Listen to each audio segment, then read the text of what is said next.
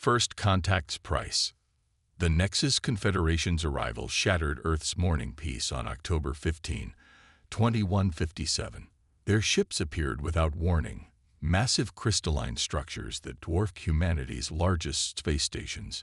They emerged from fold space in perfect formation, a display of power meant to awe and intimidate. 12 capital ships, each 20 kilometers long, positioned themselves in geosynchronous orbit around Earth's major population centers. Admiral Sarah Chen stood at the United Earth Defense Command's primary observation deck, her weathered face reflected in the reinforced glass as she watched the alien armada settle into position. 30 years of military service hadn't prepared her for this moment. No one was prepared, or so the aliens thought. The first transmission came exactly 3 hours after their arrival. The alien commander, who called himself High Marshal Vexthor of the Nexus Confederation, appeared on every screen across the planet. His form was vaguely humanoid, but his skin shimmered with an iridescent quality that made him look like living mercury. "People of Earth," his artificially translated voice boomed across all frequencies. "Your civilization has been deemed worthy of absorption into the Nexus Confederation. Resistance is historically futile. All species eventually recognize the benefits of our guidance. You have 24 Earth hours to submit your surrender and begin the integration process." In the UEDC's war room, emergency meetings convened immediately. Political leaders from every nation argued about the appropriate response. Some advocated immediate surrender, citing the overwhelming technological gap. Others called for diplomatic negotiations. But Admiral Chen knew better. She had been preparing for this day for the past decade, ever since the first hints of alien signals were detected by deep space arrays. While the world's attention had been focused on public space programs and conventional military development, she had been overseeing Project Oracle. As the deadline approached, Chen received the confirmation she had been waiting for. Hidden facilities across the solar system reported ready status. Quantum entanglement communications networks were fully operational. The Lazarus Protocol could be initiated at any moment. When the time came to respond to the Confederation's ultimatum, Chen stood before the United Earth Council. Her voice was steady as she delivered humanity's answer, knowing it would change the course of history. "We send this message with clarity and conviction," she began, her words transmitted to the alien fleet. "Humanity acknowledges your presence, High Marshal Vexthor. We recognize your power. We understand your intentions. However, we must decline your offer of integration." The council chamber erupted in murmurs, but Chen continued. "Earth is not yours to claim. We are not yours to command. You speak of historical precedent, but you have never encountered humans before. We suggest you research our history carefully. Every empire that has attempted to subjugate humanity has eventually learned a costly lesson." Vexthor's response was immediate, his holographic form materializing in the chamber. "You speak with unusual confidence for a species that has barely achieved interplanetary travel. The Confederation has incorporated thousands of civilizations. Many were more advanced than yours. All now prosper under our guidance." Chen smiled, a gesture she knew would be lost on the alien commander. "Then allow me to explain something about humans, High Marshal. We don't prosper under anyone's guidance but our own. We don't submit to threats, no matter how overwhelming they may appear. And most importantly, we have a habit of surviving things that should, by all rational calculation, destroy us. You would choose extinction over elevation." Vexthor's form flickered with what might have been amusement or concern. "No," Chen replied. "We choose freedom over submission. And we're not as helpless as you imagine. Your scans show you what we wanted you to see. Your intelligence reports tell you what we wanted you to know. You believe you're dealing with a primitive species that just reached Mars. The truth is far more interesting." As if on cue, proximity alarms blared across the Confederation fleet. Hidden installations on Luna powered up, revealing defense systems that had been masked by quantum field generators. Similar reveals occurred across the solar system, on Mars, on Europa, in the asteroid belt. "This is your only warning," Chen declared. "Withdraw your forces. Recognize Earth's sovereignty. Establish diplomatic relations if you wish. But understand this. Any aggressive action against Earth or her colonies will be met with force. We don't want war, High Marshal, but we are ready for it." The silence that followed was deafening.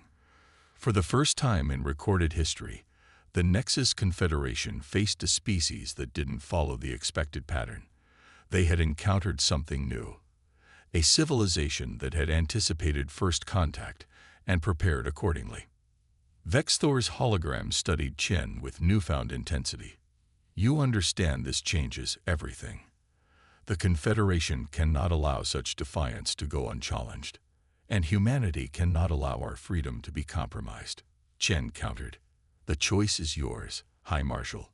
But remember, you're not just choosing for yourself.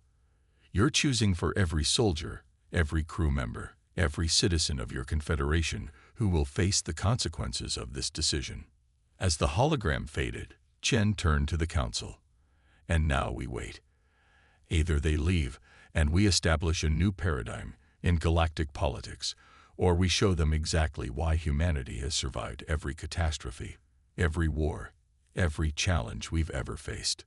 The next few hours would determine whether humanity's first contact with alien life would lead to peace or conflict. But regardless of the outcome, the galaxy was about to learn a fundamental truth.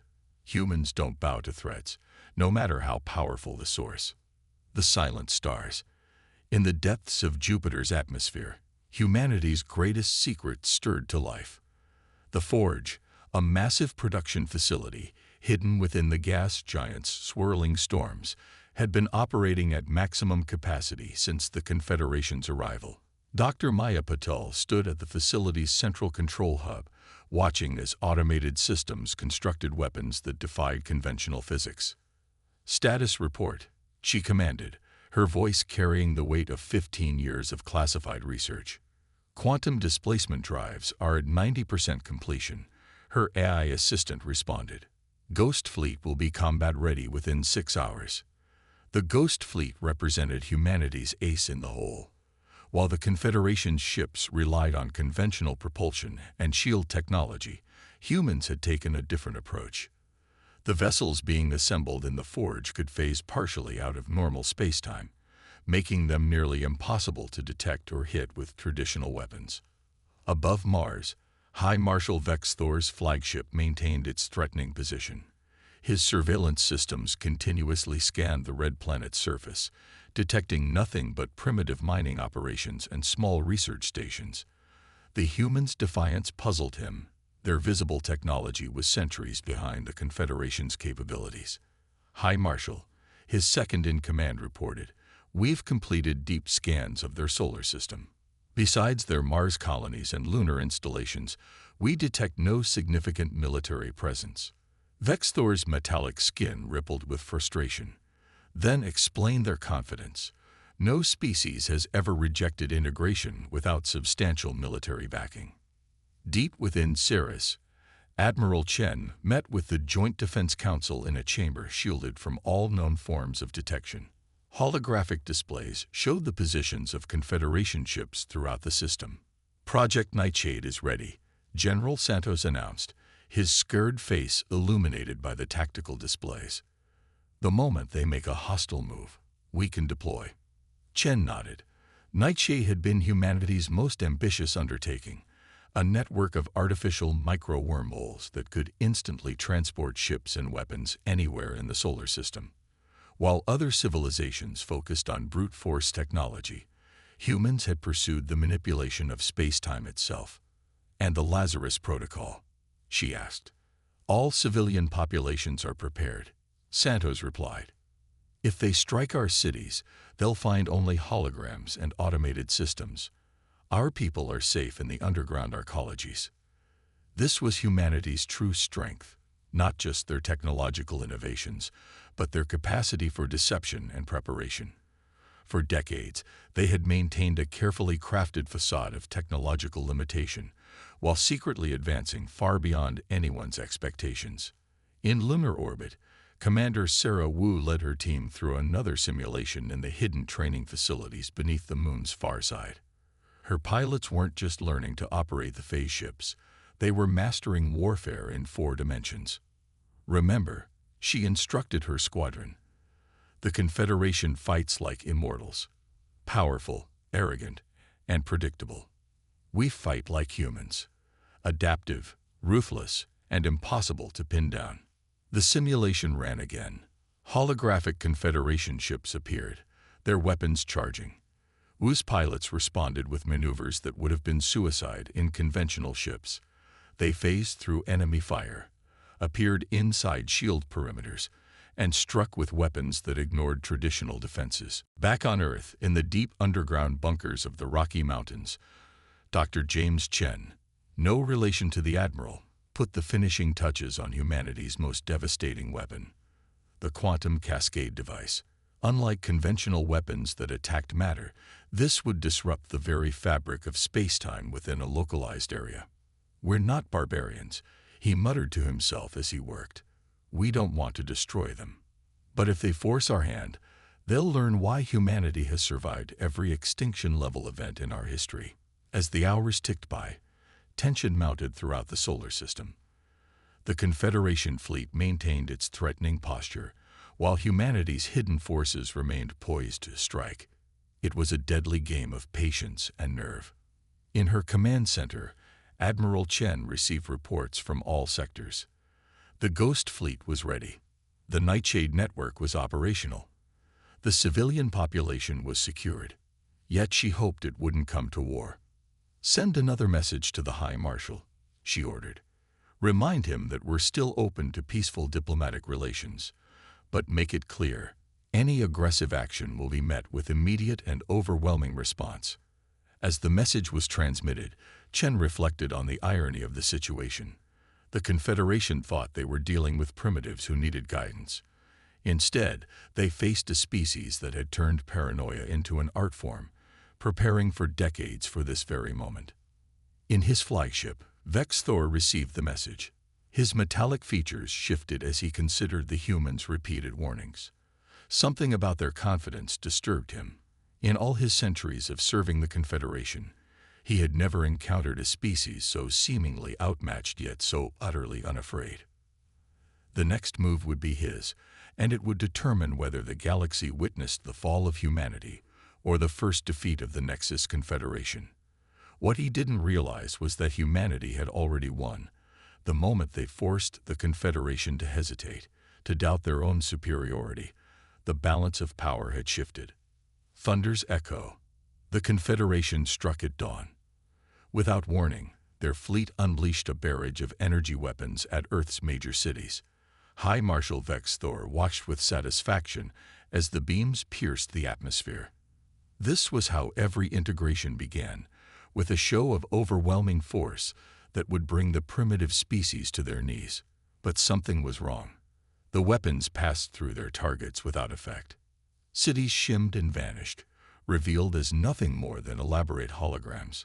Across the globe, what the Confederation thought were human population centers dissolved into empty landscapes.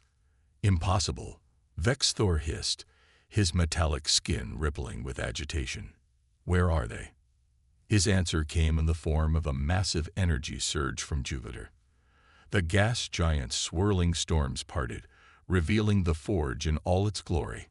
Hundreds of ships emerged, their hulls seeming to flicker in and out of existence as they engaged their quantum displacement drives. Commander Sarah Wu led the first wave, her voice steady as she gave the order. "Ghost Fleet, execute Operation Phantom Dawn." Her ships moved in ways that defied conventional physics. They phased through Confederation energy barriers as if they didn't exist, rematerializing inside their defensive perimeters. Wu's flagship appeared directly above Vex Thor's command vessel, so close he could see the hull markings through his viewing portal. "All ships, weapons free," Wu commanded. "Show them what humanity can do." The Ghost Fleet opened fire. Their weapons weren't the crude nuclear devices the Confederation had expected. Instead, they fired quantum disruptors that targeted the very fabric of space-time around their enemy ships. Confederation shields, designed to stop physical attacks and energy beams, proved useless against weapons that attacked reality itself. In lunar orbit, Admiral Chen activated the Nightshade Network.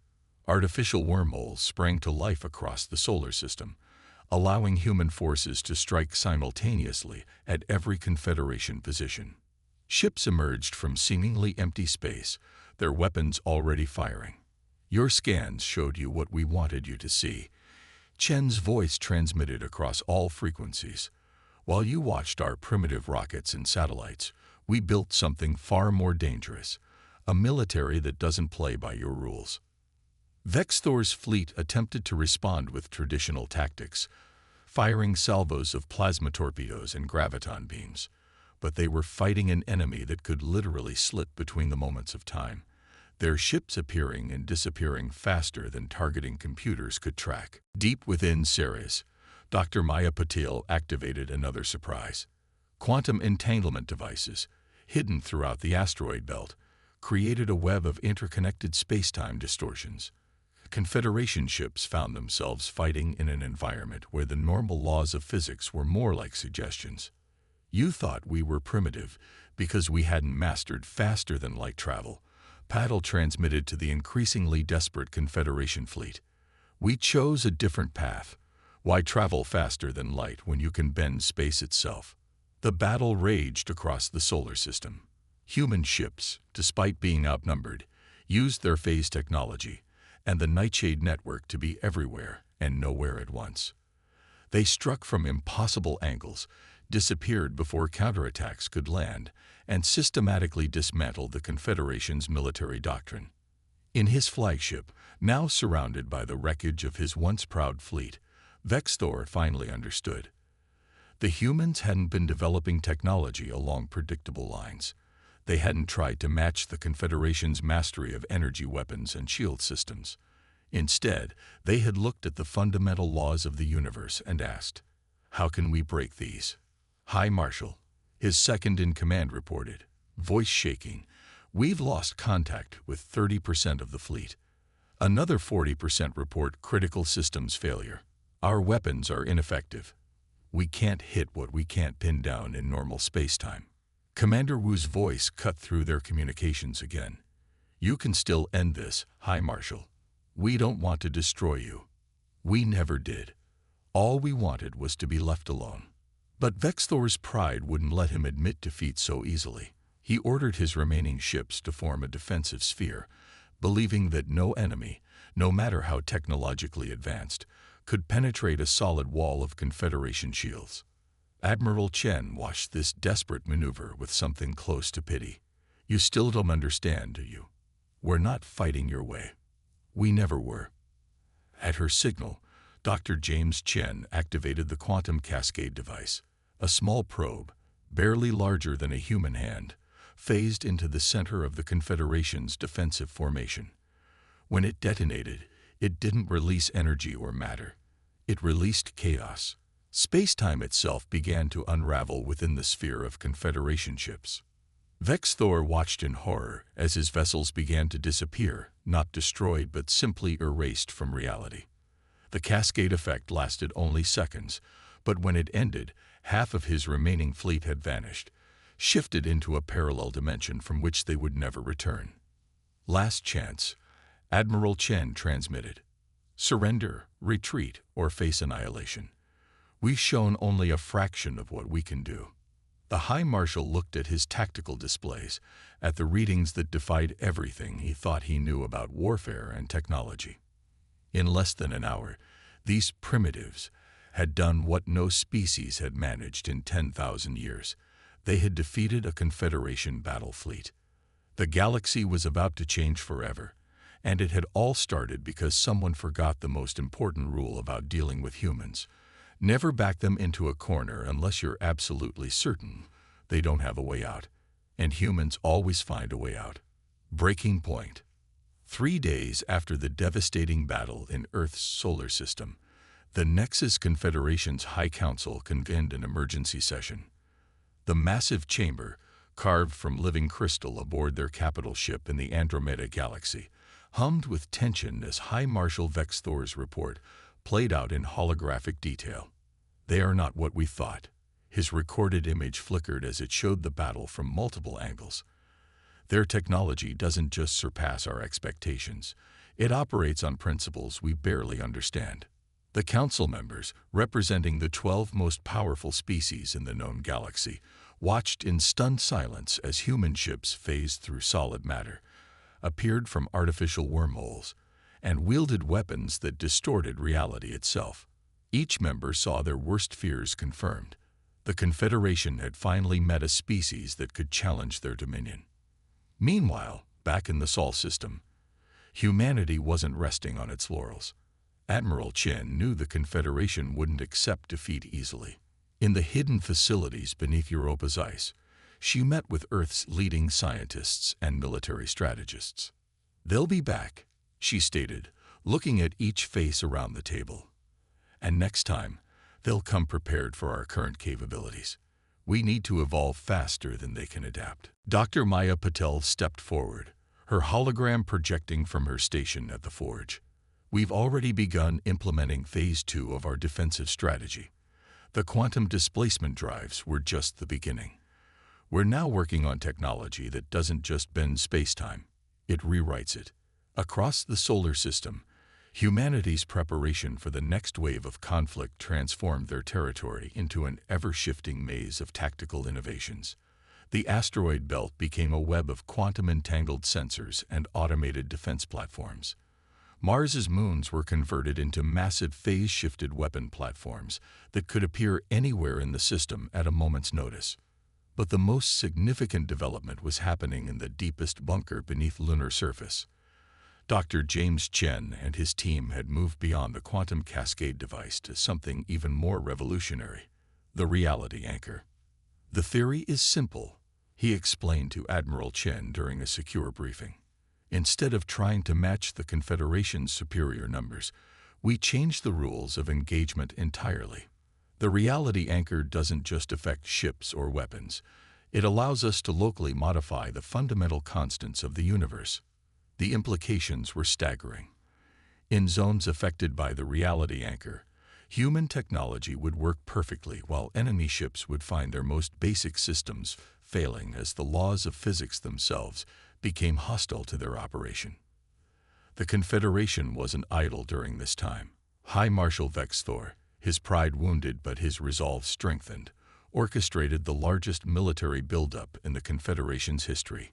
10,000 ships gathered at the edge of Sol's neighboring systems, each equipped with new countermeasures designed to detect and engage phase-shifted vessels. "If we cannot match their technological innovation," he declared to his assembled fleet commanders, "we will overwhelm them with sheer numbers. No species, no matter how advanced, can withstand the combined might of the entire Confederation."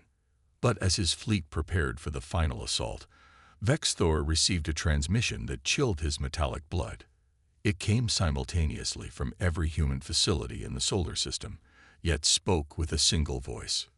"We know you're coming." Admiral Chen's message began. "We've watched your buildup. We've analyzed your new countermeasures.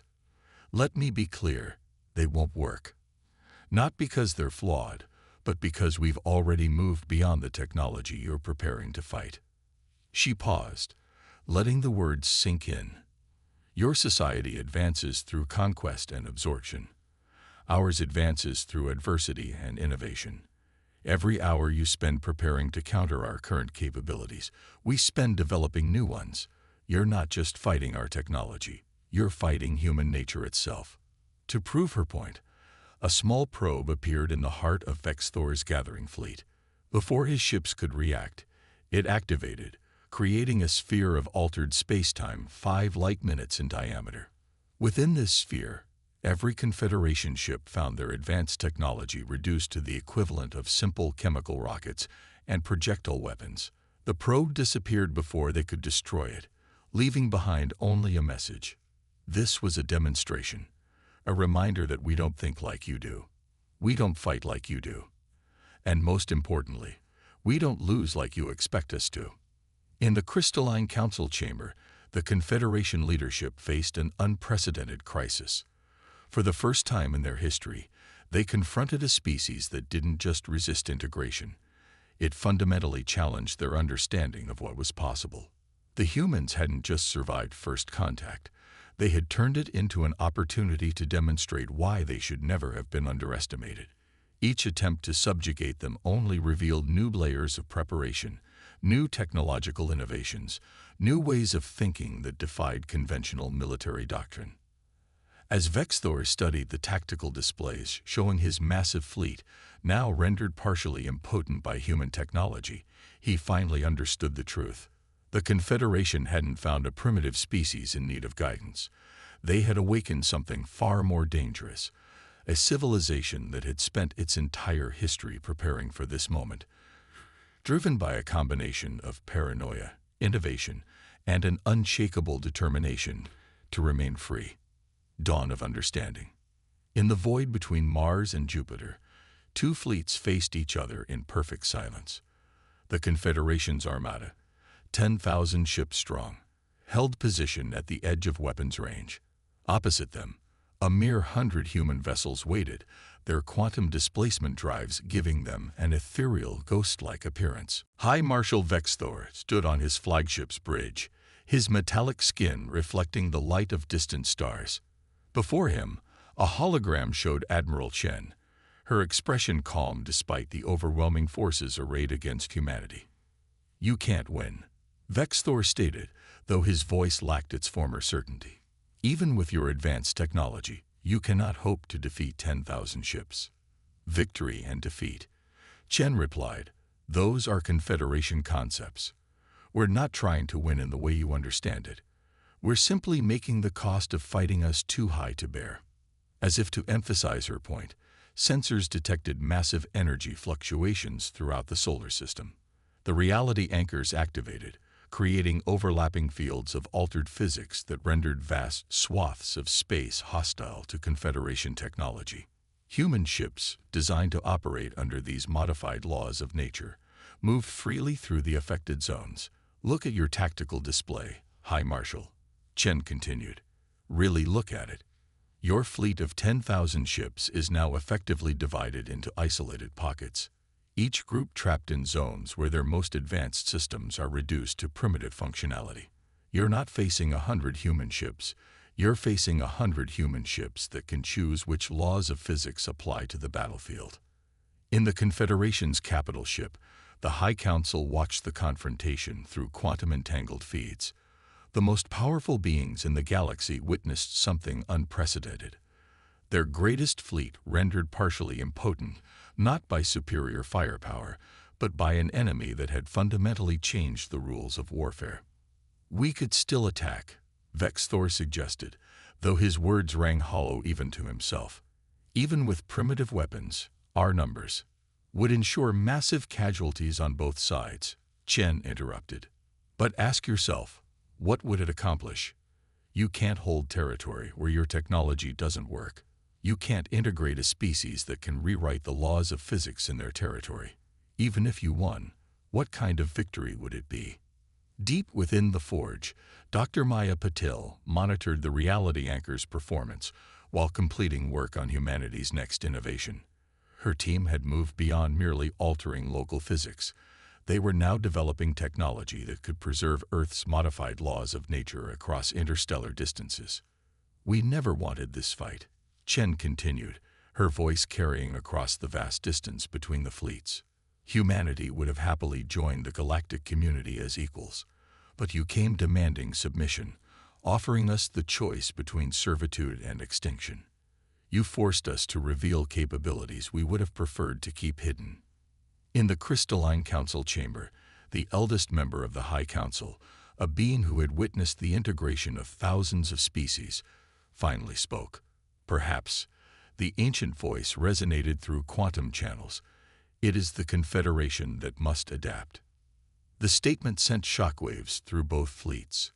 For the first time in its history, the Confederation faced a choice: continue a war they might not be able to win, or acknowledge that their fundamental approach to galactic civilization needed to change.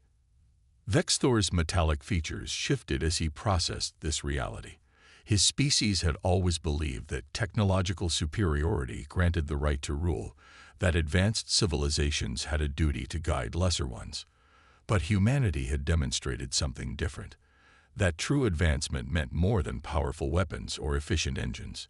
It meant thinking differently, adapting continuously, and most importantly, having the wisdom to know when to fight and when to change.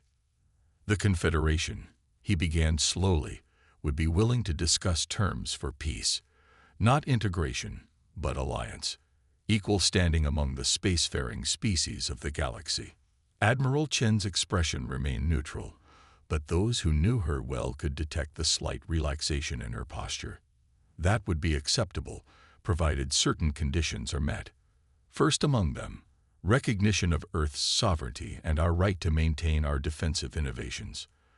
As the two leaders began negotiating the framework for peace, humanity's hidden facilities continued their work. The reality anchors stood ready, a testament to human ingenuity and determination. The Ghost Fleet maintained its vigilant watch, a reminder that humanity would never again be caught unprepared. In the years that followed, the galaxy witnessed an unprecedented transformation. The Nexus Confederation evolved from an empire built on subjugation to a true federation of equals. Humanity's introduction to the galactic stage had forced a revaluation of what it meant to be an advanced civilization. Earth's quantum displacement drives, reality anchors, and other innovations became subjects of joint research initiatives, shared under carefully controlled conditions with their new allies. But humanity never revealed all their capabilities, never fully lowered their guard. They had learned too well the value of preparedness. The story of humanity's first contact became legend throughout the galaxy, not just for the battles fought, but for the lesson it taught.